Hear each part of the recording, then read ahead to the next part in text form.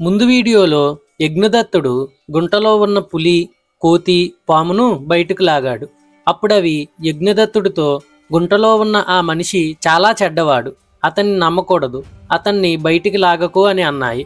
తర్వాత పులి బ్రాహ్మణుడితో ఇలా చెప్పింది, దూరంగా కనిపిస్తున్న కొండను చూసావా? ఆ కొండ వెనక ఉన్న లోయలోనే నేను ఉంటున్నాను.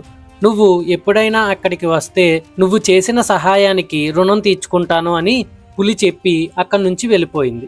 తర్వాత కోతి వచ్చి ఇలా చెప్పింది, పులి ఉండే చోటుకు ఎదురుగా ఒక జలపాతం ఉంది. ఆ జలపాతం దగ్గర ఉన్న మర్రి చెట్టు మీద నేనుంటాను. నీకు సహాయం అవసరమైతే ఎప్పుడైనా అక్కడకు రా అని చెప్పి కోతి కూడా అక్కడి నుంచి వెళ్ళిపోయింది. నీకెప్పుడైనా కష్టం వస్తే నన్ను గుర్తు చేసుకో అని చెప్పి పాము కూడా అక్కడి నుంచి వెళ్ళిపోయింది. తర్వాత ఏం జరిగిందో తెలుసుకునే ముందు కంటెంట్ నచ్చినట్టయితే లైక్, షేర్ అండ్ కామెంట్ చేయడానికి ట్రై చేయండి. ఇప్పటి వరకు మన ఛానల్ని సబ్స్క్రైబ్ చేసుకోకపోతే తప్పకుండా సబ్స్క్రైబ్ చేసుకోండి. Thank you for your support. తిరిగి కథలోకి వెళ్ళిపోదాం. జంతువులన్నీ వెళ్ళాక గుంటలో ఉన్న మనిషి కేకలు వేస్తూ, బ్రాహ్మణుడా, నన్ను బయటికి లాగు అన్నాడు. బ్రాహ్మణుడు దయతో ఆ మనిషిని బయటికి లాగాడు. ఆ మనిషి పైకి వచ్చిన తర్వాత, నేను బరుకచ్చా అనే ఊరికి చెందిన స్వర్ణకారుణ్ణి, అనగా బంగారు పని చేసేవాడని అర్థం. నీకు బంగారు గాజులు, నగలు చేయించుకోవాలంటే నా దగ్గరకు రా అని చెప్పి వెళ్ళిపోయాడు.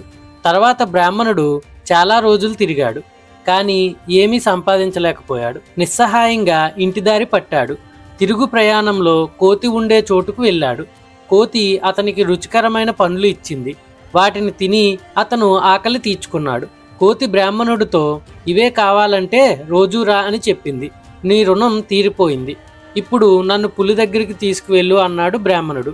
కోతి అతన్ని పులి దగ్గరకు తీసుకువెళ్ళింది. పులి అతనికి ఒక చంద్రహారము, ఇంకొన్ని బంగారు ఆభరణాలు ఇచ్చింది. ఒక రాజకుమారుడు గుర్రం మీద ప్రయాణిస్తూ అది అదుపు తప్పి పారిపోతుండగా అతను పడిపోయి చనిపోయాడు.